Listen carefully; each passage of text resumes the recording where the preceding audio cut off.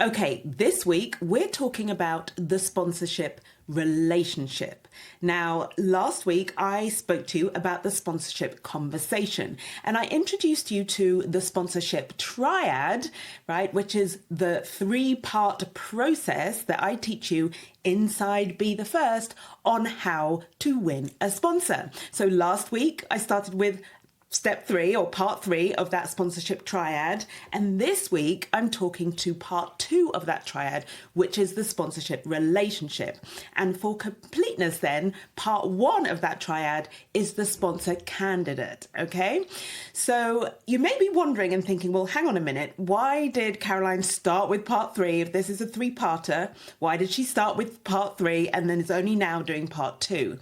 And here is why. Once you know, as you will do, having listened to last week's episode, so that was episode 108, it's called The Sponsorship Conversation. If you haven't listened to it, make sure you don't have to have listened to it before this episode, but make sure you don't miss it. It is essential to this process of winning a sponsor. Those 3 steps I've thought about very carefully, and they are steps in their own right that are all essential if you're going to win a sponsor. It's certainly going to make winning a sponsor so much easier and doable and more likely to lead to a successful outcome for you. So the reason why I've done it this way round is because when you know about the sponsorship conversation, in other words, when you are aware of the what you want to be asking for in the sponsorship conversation and what you want to be answering with in that conversation, and that reference, the ask and the answer, I talked about that in last week's episode. This is what has to happen in that sponsorship conversation to turn a relationship from just a relationship with a potential sponsor into one where they are actually committed to sponsoring you. That's what the sponsorship conversation does. So when you understand what the ask and the answer is that you want to cover in that conversation, it's going to make this part, the sponsorship relationship, make sense, right? It's all going to make sense. You're going to really understand why this part 2 is so important. You're going to be more invested in following what I teach you, implementing what I teach you to do as part of the sponsorship. I'm getting my words mixed up. You are going to completely understand what I'm asking you to do, and you're going to implement what I suggest and recommend that you do when you realize and when you understand how it will pay off at the time when the time comes to have the sponsorship conversation. Are you with me? There are lots of new concepts that I'm introducing you to as part of this sponsorship work, right? And what I teach you about winning a sponsor. So pay attention, keep up. If you need to rewind and re-listen to it, just do it as many times as you need to keep up with all of these concepts. All I'm saying is, in essence, is this is the reason why I did part 3 first, is so you can understand why part 2 is so important and be all the more motivated to do this work, to work on the partnership, the sponsorship relationship. My tongue's getting twisted today, but we're good. I'm on a roll. Okay. So I've given you the context. I'm just going to actually, I think for clarity's sake, and this will be useful, I'm going to list all of the concepts that I speak to in this process. You're going to get really familiar with them. Don't get confused. When you join Be the First, it's all going to be very, very clear because I walk you through every single step of the process to winning a sponsor, and I introduce you to each of the concepts individually, one by one. It's all going to be so clear. But I want to give you a run through so you've got a flavour of what we cover. And also when I refer to these concepts that I've created for my clients inside Be the First, and for you when you join, it's going to make sense. You're going to be, oh yeah, okay, that fits in here. Caroline explained that. I have an overview of what those concepts are. So here are the concepts, and there are 6 of them. The first one I've already mentioned, it's the sponsorship triad. In other words, the 3 absolutely essential things that you need if you're going to win a sponsor. It's the process. It's the one you follow inside the program, what I teach you. And then within that triad, there are obviously 3 parts to it. And those 3 parts are also concepts in their own right. So number 1 is the sponsor candidate. That's the first thing you need to do, is identify the right candidate.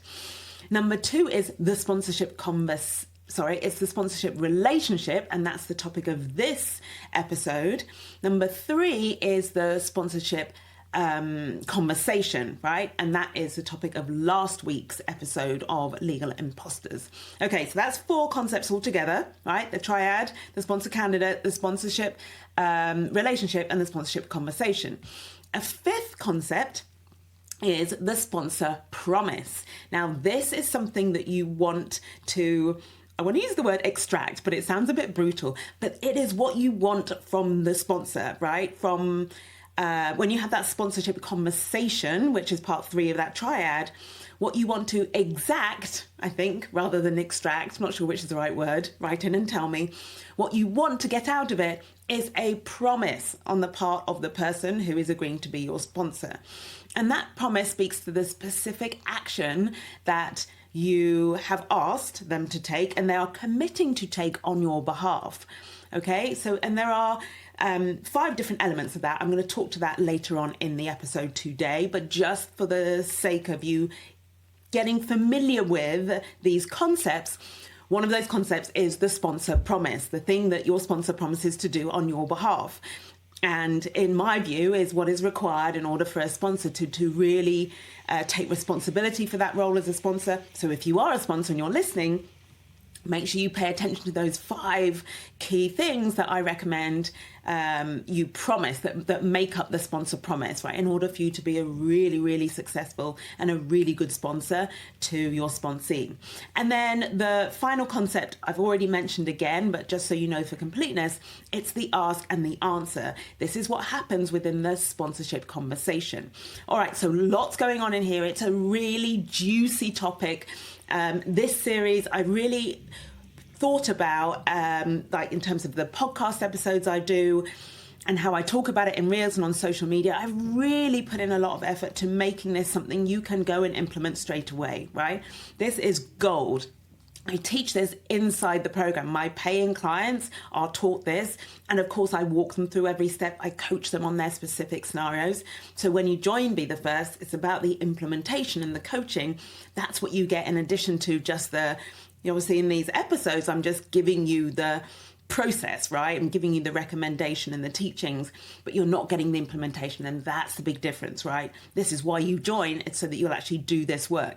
And when you come up against challenges, whether they are internal, right? Personal resistance to doing this work, or external, the challenges of being a Black lawyer, like trying to progress. It is harder to progress when you're a Black lawyer, right? Especially in a white corporate world. So this is where the coaching comes in. This is why being inside Be the First is so powerful, and all the difference between you kind of knowing what you need to do and never actually doing it, and knowing what you need to do, doing it, getting coached on it, and getting all the way to the result that you want. Okay, so those are the concepts that I cover, and I've given you an overview. So let's talk about what this episode really is designed to do for you, the problem I want it to solve. There are 2 of them. Number 1, if you are someone who is struggling to find the right sponsor.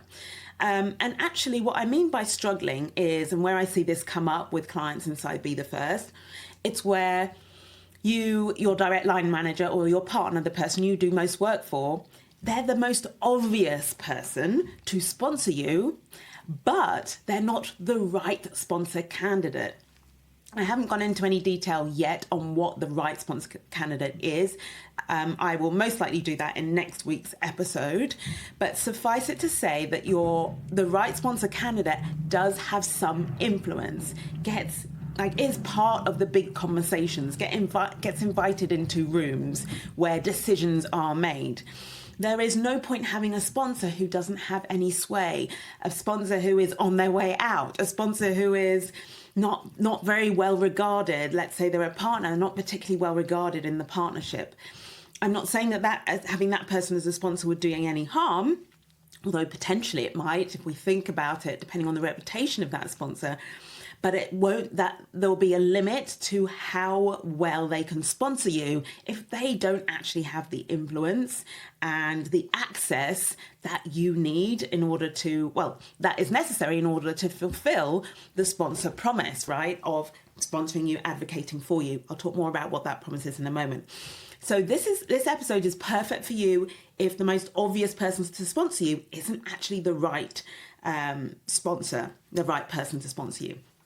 This episode is also going to be really useful to you if you do know what the right sponsorship candidate is, right? So you've got the right sponsor and you're like, okay, I know who it is. I've identified them. How? Tell me how, Caroline. How do I get them to sponsor me? Those were literally the words of one of my clients. She's like, I know exactly who it needs to be, but what do I say? What do I do? How do I win them as a sponsor? And so this episode is ideal, and it forms, remember, part of that sponsorship triad. I've already talked about it being the right sponsor. You can see why that's important. We're talking about the sponsorship relationship that you're building, and I'm going to tell you all the reasons why that is important. But the essential third element is the sponsorship conversation. That is also important, because until you've got a sponsor to commit to sponsoring you, you don't have a sponsor. Now, I'm going to caveat that at the end, because there are lots of really useful kind of sponsor-like relationships that you can build where people are doing bits and bobs on your behalf. They're kind of advocating for you. They are being helpful. They are perhaps opening doors for you in some ways, but they're not fully committed sponsors. And I want to offer that if you are going for promotion, especially if you want promotion to a big role like partnership, right, or GC, you absolutely want to have somebody in your corner who is committed, who has decided, who is aware of the fact that they are your sponsor and is basically making the sponsor promise to you. Right, so the sponsorship relationship. When should you use it? When is this important? Here are 3 prime examples or reasons why you would want to be focusing on building a sponsorship relationship with somebody more senior than you, with that key person of influence, with that right candidate.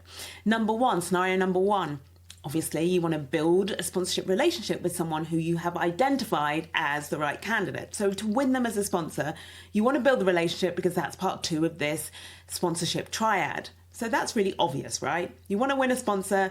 Obviously, you've found the right person, so then your next step is to build the sponsorship relationship. A second scenario, when you will find the skill of building a sponsorship relationship very useful and something you want to be focused on doing, is when you want to hedge your bets. What do I mean by that? It means that the most obvious sponsor, right, for you, and I've just talked about this as being a reason why you might find this episode so useful, the most obvious sponsor for you may not be the right sponsor. So to take, for example, one of my clients, her line manager there's been some sort of whisperings and questioning for some time now about her partner and whether her partner is well regarded, whether they're going to be let go. And so there's a question over really whether she is influential enough and well regarded enough to be the right candidate. If this is you, if you have this experience and you're worried about the most obvious and most likely sponsor candidate not being the right one, what you absolutely want to be doing is building sponsorship relationships with people who are potential sponsors. Okay? You also want to be thinking about this actually before you get to the stage of figuring out who the right sponsor is. You want to be building sponsorship relationships with at least one or more other people to hedge your bets. In other words, to not put all of your eggs in one basket. As I go through, you'll start to hear, and particularly at the end, I'm going to share with you the many different ways that a relationship with a senior person of influence can be very beneficial, and you'll get lots of, I want to say sort of sponsorship. You'll have lots of sponsorship wins. What I mean by that is they will do certain things that a sponsor will do. They may not do the whole package, but they may be behaving towards you or offering you support or opening doors or talking about you in rooms you don't have access to. And although they're not committed to being your sponsor, although they're not fulfilling the entire sponsor promise, what they are doing is very useful to you. It is very beneficial. So you're having lots of kind of, let's call them sponsorship wins from lots of different people, influential people within the organization. And that's what you get if you're willing to hedge your bets. In other words, you want to keep lots of different people on side. Well, not lots and lots, but definitely more than one. So you're not putting all your eggs in one basket. I think even if your sponsor is the most senior person in the firm, you just don't know what's going on behind the scenes. I think it's always advisable to be building sponsorship relationships with a number of key influential people, even if you're very clear actually on who your sponsor candidate is and that they are the right person for you. I would still encourage you to hedge your bets, which is why being able to build this sponsorship relationship is such a great skill and something you want to be doing all the time. A third scenario when you might use the sponsorship relationship, when you're spoiled for choice. It's similar to the hedging your bets, but in this case, it's like you have lots of potential sponsors, okay? And you have that kind of relationship it's starting to build with more than one person. It's like, don't waste it. So keep that relationship going, keep building that relationship with the different potential sponsor candidates, even if you are focused on winning one in particular, which I always advise. You don't want to be winning, like trying to win 2 or 3 sponsors at the same time. That won't work. And also, I think it'll cause confusion later. There's the potential for you to slip through the cracks if one sponsor thinks, oh, the other person is doing something for you. Like it's risky. Also, there could be a slight conflict between your sponsors. You just don't know. And because of the process I teach you about winning a sponsor, what it requires is such an investment, you investing so much in that relationship to get them over the sponsorship line, if you like, so committed to being your sponsor. I would be surprised if you could do all of those things or put all of that effort into more than one sponsor. So what you want to be thinking about is you've identified one sponsor candidate and you're going for gold, you want to win them, but at the same time, you want to keep your sponsor relationships, keep them on the simmer. So you can potentially bring them up to the boil if you wanted to, but have those other relationships going on. Okay, that's more than enough about the different scenarios for using this sponsorship relationship. Take it from me, if you're not convinced by the examples I've just given you, this is so useful. It's such a great skill, and it's something you want to be thinking about all of the time as you're looking at the people in your organization or in your group, in your particular office that have the most influence. Okay, now let's move on to the process of building a sponsorship relationship. Number 1 is you absolutely must understand the goal of this relationship. And that goal is for you to win their trust. So the right sponsor candidate or those other potential sponsors that you are hedging your bets with, you want to win their trust. Why is this important? Well, if a sponsor is going to go to bat for you, if they're going to vouch for you, stake their reputation on you, then they will only do that if they trust you. So this is a great time to introduce you to the sponsor promise. And there are 5 parts to this sponsor promise. And by sponsor promise, what I mean is what you are asking your potential sponsor to commit to doing on your behalf in order to support your career progression. I've identified 5 key areas. It's not the only areas that a sponsor can really accelerate your career and be super helpful and supportive, but these 5 areas, I think if you've got even 3 of these, you'd be doing very well. If you've got 5 of them, if you've got a sponsor who will promise to do these 5 things, you are home and dry. Is that the expression? You're going all the way, my friend, because if it's the right sponsor and they do these 5 things for you, your success, your progress, your promotion is absolutely inevitable. Here are the 5 parts, or it's a bit like a star, the 5 points of the sponsor promise. Number 1, to give you strategic advice, to advise you. Number 2, to talk about you in rooms that you don't have access to. Number 3, to open doors for you. In other words, to send opportunities your way or propose your name to in specific scenarios where you might, for example, have the opportunity to showcase what you do or be more visible. Number 4 is to nominate you. A bit similar to what I just mentioned about opening doors for you, but opening doors was more general in terms of like sending opportunities your way or creating opportunities for you. Nominating you is much more specific. It's like there's a role coming up and they're like, it has to be you, right?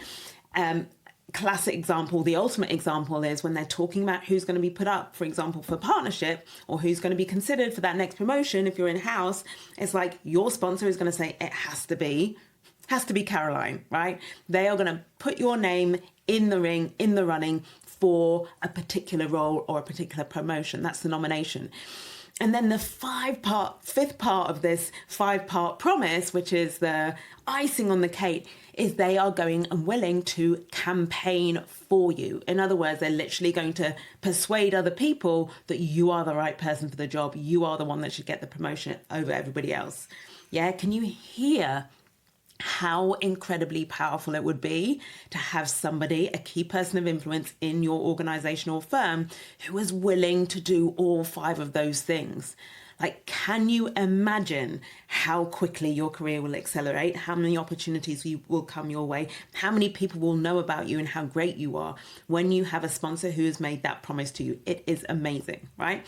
So the sponsor promise then, when you're aware of what you are asking your sponsor to do, therefore, you can see why having their trust is absolutely fundamental. There is no sponsor, no key person of influence who's willing to put their neck out for you, go out to bat for you, if they don't trust you. So we absolutely need that to be the case. I'm going to give you an example from my client. Massive shout out to this particular client who is just doing so phenomenally well, and actually particularly on the sponsorship work that we're doing together. So she was proposed by a partner to represent the firm on a very high profile, like a public project, let's just call it that. And this public project was like, it was a massive platform, a great opportunity that was going to bring enormous visibility to her. It was putting her on the spot. It was all there was only so much preparation that she could do. It was all very not off the cuff, almost sort of improvised, like on the spot is the key. So there she was, highly visible in the spotlight, and her performance as part of this project was going to speak volumes about her and speak volumes about the firm which she was representing. So just think about that. This partner has put forward my particular client for such a high profile, high visibility project that's going to really stamp the firm and also her reputation. It's going to really put that under the spotlight and make a really big impression. You know what I mean? So there is no way that partner would have done that if they didn't trust my client to do a really good job. It was interesting how after the event, my client did so phenomenally well. She was amazing. And she was saying, oh, well, I think the praise could have been more. I mean, like, he just said, I knew you were going to be brilliant. I knew you'd smash it. And it just goes to show how much he trusted her. Like, it's a reflection of how much he trusted her and how casual he was about the fact that she did so phenomenally well. Of course she did. He knew she would. He would never, ever propose her if he didn't trust that she was going to do a good job. So that's just a real life example from Inside Be The First. But the important thing for you to take away from this particular section is how big the sponsor promise is, what's at stake for the sponsor when they decide to sponsor you, and why trust is so absolutely fundamental. So if you remember nothing else from this episode, I hope you'll remember lots of things. And if you don't, go back and listen to it again. But if you take away nothing else, it's the importance of establishing trust. That is your number one singular goal in building this sponsorship relationship. Okay, now let's talk about ways to build trust. I have 9 of them for you. These are just examples. It's not an exhaustive list, so take what you want, start with some, experiment with others, but you will never be stuck for ways to build trust. You can just come back to this list, and I'm going to run through them quite quickly, so brace yourselves. Number 1, do work for the person you want to sponsor you. This is not essential, but it's extremely helpful in building trust. They can see the quality of work that you do. Number 2, when they ask you for help, say yes. Number 3, when they give you an opportunity, grab it with both hands enthusiastically. Number 4, solve problems for them. Number 5, find ways to make them look good. Number 6, understand what their priorities are and propose ideas or initiatives that will support those priorities, right? So for example, if their priority is a particular client, you can make suggestions as to how to serve that particular client, add value to that particular client, bring that client in. There was an example that came up in Be the First a couple of months ago where one of my clients came up with this great idea of doing I can't remember now what she called it, but it was calling clients in and getting them to and have a conversation or a debate around what their most critical concerns were in the market. So hosting a kind of client brainstorming event. That's not what she called it. She called it something much cooler than that. But it was great because it was exactly what the particular partner who she wanted to build this sponsorship relationship with, it was exactly what was on their mind, like their concern. How can I bring these clients closer to the firm? So that was a great initiative. Number 7, prioritize their work. So if there's someone who you want to sponsor you get given work by lots of different people, do everything you can to prioritize their work, make them feel special, let them know that they are the most important person to you, right? So that's another great way of building trust.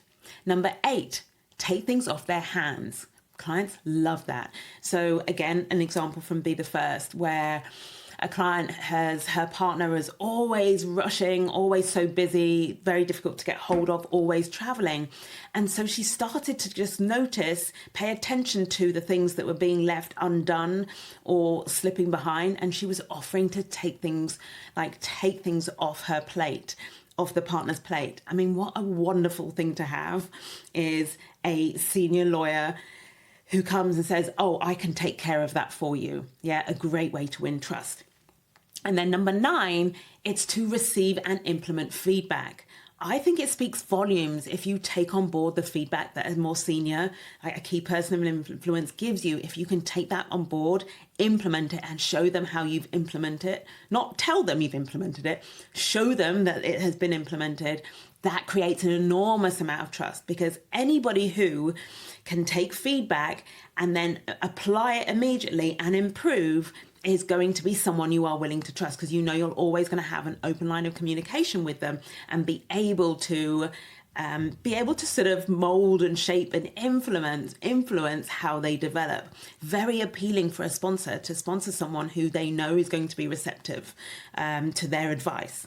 Okay, so 9 incredible ways for you to build trust and therefore develop a sponsorship relationship with a key person of influence, with a right sponsor candidate. Okay, or any other potential, by the way, sponsor candidates, not just that one. Remember, I talked about hedging your bets. Now, I just want to highlight again how all of this and those examples are laying the groundwork for the sponsorship conversation that happens as part of step 3 of this sponsorship triad that I've been talking to you about as being that 3-step process for winning a sponsor. What I've just outlined to you there are so many good examples of what you can bring to that sponsorship conversation as part of the ask and the answer. If the ask and the answer doesn't ring any bells, go back to the beginning of this episode or listen to episode 108 where I talk about the sponsorship conversation. And in that conversation, you are suggesting and offering all of the things that you will bring to the table, like what's in it for your sponsor. So all of those ways in which you are building trust at stage 2 of the sponsorship triad, right, during this relationship building stage, is going to be such great ammunition, right, or fuel, I prefer that word, for your sponsorship conversation. It's going to make it so much easier for you to say, look at all these things that I can do for you because I've already been doing them. I'm going to continue doing them and do them even better. Okay, I do want to highlight 3 what I call trust building essentials. So I gave you those 9 examples or ways that you can build trust, but I want to offer you these 3 trust building essentials, which are fundamental to the sponsorship relationship. You cannot have trust without these 3 things. So you want to get these things absolutely right. Number 1, the quality of your work. the quality of your work needs to be of an extremely high standard. You are lawyers, you know exactly what that means, you know what's required, it is the standard, right?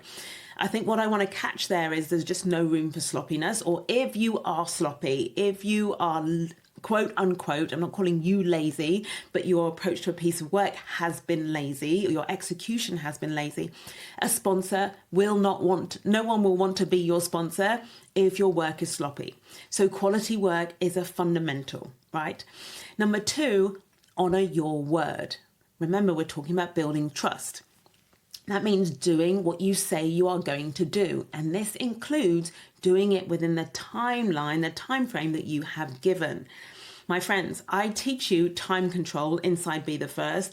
There are a million different reasons and benefits to having a system like time control where you are in control of your time. You're able to manage your workload, you're able to plan, you're able to execute, you're able to deliver on time. What so many of you overlook is how making promises to deliver something in a tight deadline, which if you just thought for 1 minute about what was on your plate, you know you can't meet that deadline, and yet you make the promise anyway. You don't realize how damaging it is to keep making promises that you then don't deliver on or you fall short of. Okay, so mastering time control, this is a bit of an aside. It's again something that we work on inside Be the First. It's going to be really useful for building trust, because it means you can accept or make promises about deadlines that are ones that you can honor. And you're not constantly saying, yes, I'll get it done. Yes, I'll do it. And there's just no way in the world you're going to get it done. And you're constantly disappointing people who have like the potential to be your sponsors, or you want to sponsor you. So number two then of the trust building essentials is to honor your word. Number three of the trust building essentials is to be honest. Okay. Honesty is very important for trust. That means if you make a mistake, you want to own up to it, and you want to do it as quickly as possible. Nobody is perfect. Every lawyer I've ever met has made a mistake in their career, right? And that includes errors that are made at the most senior level. It happens. The important thing is that you own up to mistakes and you put them right quickly. So there you have three, what I call trust building essentials. I want you to make sure and always be checking that you're honoring those essentials, okay, or fulfilling those essentials, while also thinking, okay, what are the different ways I can build or increase the level of trust that I have with this person who I want to be my sponsor. I want to give you a red flag. The number one enemy to all of this, to that those trust building essentials, and what will hold you back is perfectionism. And I say it with a smile on my face because we've all been there. We all struggle with it as Black lawyers. It's something, we focus on Black excellence. We focus on doing things to holding ourselves to a higher standard. And what can happen is we get seduced by the idea that everything has to be perfect. Perfectionism will ruin your attempt to do the highest quality work. It will, because it will impact when you're focused on being perfect. There's so many other things that you will let go of or you won't have time for. Perfectionism will stop you honoring your word. When you've got a deadline that you said you will meet, if you're being a perfectionist about your work, you will not meet that deadline. Perfectionism is the killer of deadlines. And then again, like perfectionism when it comes to being honest, it's really going to be hard to be honest if you think the standard is perfection. How do you own up to a mistake when you think the only thing that makes you valuable is you like striving for perfection? So watch out for that. That is a huge red flag. Really notice if perfectionism is creeping into your work. Well, it's definitely creeping into your work. I know, I've worked with so many of you by now, enough of you now by now to just be able to assume that it's something that's always there. With some of you, it's like literally what drives you and you can't help it, right? With others of you, it's something you go back to, you slip into again and again and again. So I just want to make sure you watch out for it and don't let it hijack your sponsorship relationship that you are trying to build, because it will never, ever benefit the relationship. You don't form a relationship with someone on the basis that you are perfect. Can you imagine doing that if it was dating? If you started dating someone and what you were doing from the beginning is trying to get them to see you or believe that you are perfect, create these impossible standards of perfection, and how on earth do you maintain that? And also, it's never ever true. We are not perfect. We are humans. Deeply flawed, but that's a conversation for another day. But we are human. We are not perfect. It is not our job to be perfect. It is not your job to produce works of perfection. It is your job to produce work of the highest standard and to perform your role as a lawyer, to do it with excellence and with care and with commitment. Okay?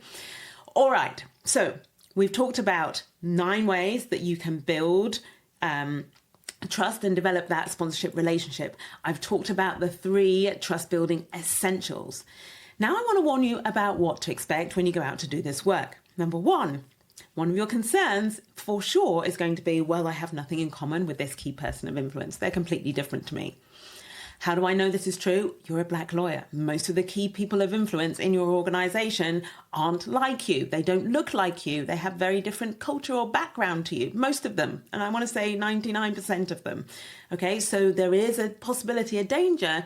Your brain's going to be, oh, well, I have nothing in common with them. There's no one who looks like me who can be my sponsor. You know, all of the things that can really hold you back from building those key relationships. So if this happens, I want you to catch your brain from seeing this as a problem. Inside Be the First, we take care of all of this. I teach you a concept called relate agility. It's actually a skill rather than a concept. It is the ability to connect with, build relationships with absolutely anybody. Doesn't matter what their background, doesn't matter how different you are. When you are relationship agile, which is what relate agility enables you to be, then it doesn't matter the difference. You will always be able to build a relationship, this sponsorship relationship with a key person of influence. A key person of influence. Just slow myself down. Okay, the second thing I want you to expect, because I've seen it happen inside Be the First, and I want you to know it can happen. It's not a problem if it does. I'm going to tell you how to solve for it. And that second thing is discouragement. One of the most common mistakes that I see you making when building these kind of strategic relationships is you think it's not working. You say, oh, well, I've been trying and they haven't said anything. They never messaged me back. Let's say you've been trying to email or get a meeting with them. It's not working. I'm not getting anything in return. All of these thoughts, which are a sign of you being discouraged. Here's what I want to offer you do instead. Number 1, remember, this is not about a transaction. This is about a relationship. If you are waiting to get something in return, you're making it about the transaction. The transaction, my friend, doesn't happen until the sponsorship conversation and step 3 of this process. In step 2, relationship building, it is all one-way traffic. That's how I want you to think about it. It doesn't matter if they never email you for a year. Well, a year might be a long time. Well, what we wouldn't do is just keep emailing someone for a year and not getting a result, not try something different. So inside Be the First, we try a different approach.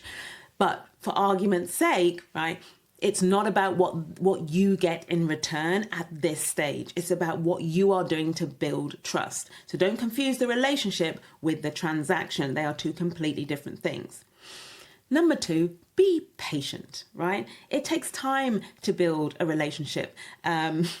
I'm not sure how useful this example is. For some reason, I'm all about the dating analogies right now. But like, you start dating someone and, you can't just expect to meet their parents or jump into bed with them on the first night, all right? It takes time to build a relationship, takes time to build trust. And that is why, my friend, you want to be starting this work as soon as possible. Don't wait until you need a sponsor to start the process of winning a sponsor. Right? You want to build trust, and building trust takes time. So you're going to need to be patient. Obviously, the less time you have, let's say you're already at a certain level of qualification and ready to go for partnership, you're going to have less time than if you're coming to this work at mid-level or even junior level. So you're going to work with the time you have, but you have to bear in mind and not take as a negative the fact that you're not seeing really, really quick results, because building trust takes time. And what I want to offer is if you do have a constrained time frame, then all of those 9 different ways of building trust that I gave you examples of, you want to be doing all of them or as many of those as you absolutely can, because you have less time. So that will build trust more quickly, the more of those activities or more of that work you engage in to build trust. Okay, the third thing I want you to anticipate and be ready for, it's actually a positive this time, and that is to recognize the wins. What's going to happen as you get really good at building this type of sponsorship relationship with people more senior to you, with key people of influence in your organization or your firm, is there are going to be lots of sort of indicators or lots of little I can't work out what I want to call them, but there are going to be lots of ways in which different key people of influence in your firm or organization do acts of sponsorship. That's what it is. There are going to be lots of acts of sponsorship that are done on your behalf. And if you're not careful, if you're so obsessed with I need to get that one sponsor, and until I get that one sponsor and I've gone all the way through the 3 steps of the sponsorship triad, then I don't have anything, you might miss them. So I want you to be alert to acts of sponsorship that fall short of the sponsor promise, those 5 parts I've talked about, but actually are clear indicators that a key person of influence, a potential sponsor, trusts you and likes you and is actually behaving like a sponsor, even if they're not doing all 5 of those things in the promise. So I want you to be able to recognize the wins and value what they are doing. An example, sending opportunities your way, right? Trusting you to run a deal. You hear someone says, oh, so-and-so was speaking really highly of you in this meeting. Again, it isn't full sponsorship. It might be just ad hoc things. But each of these acts of sponsorship are extremely valuable. So everything that's happening along the way, it's really valuable. I want you to recognize it, appreciate it, and also use it to fuel and motivate you to keep going with building those sponsorship relationships. Really important. And what they also demonstrate, which I love and are an indicator of, is that when you do then sit down to have that sponsorship conversation, it's actually with a sponsor or a potential sponsor that has already been acting like your sponsor. They've already been fulfilling parts of their promise. So you can imagine, therefore, that conversation isn't just going to be easy for you to have because you have the ask and you know the answer. I've talked about that already. But it's going to be very easy for the sponsor in question, the one you are asking to be your sponsor, very easy for them to say yes to your request and commit to the sponsor promise. They've already been doing it. They've been taking those steps. They've been testing it, trying it out, doing those acts of sponsorship. So really, by the time you get to part 3, it should be the easiest conversation of all because of all the fantastic preparation work that you've done in part 1, identifying the right sponsor, and then part 2, building these sponsorship relationships. That's what I've talked about in this episode. Okay? Right, that's it from me today. I have whizzed you through a very value-packed, it's felt action-packed for me. I always feel like I'm in action when I'm delivering these episodes. But also the action I'm feeling, the energy I'm feeling is a product of how incredibly valuable this episode is going to be for you. If I've flown through it really fast, go back, listen to it over and over again, make a note of all of those things that I've shared with you and get started implementing. And most importantly, if you are a mid to senior level Black lawyer and you want to progress in the next 6 to 12 months, you have to join Be the First. We can start this work together. Winning a sponsor is just one of many of the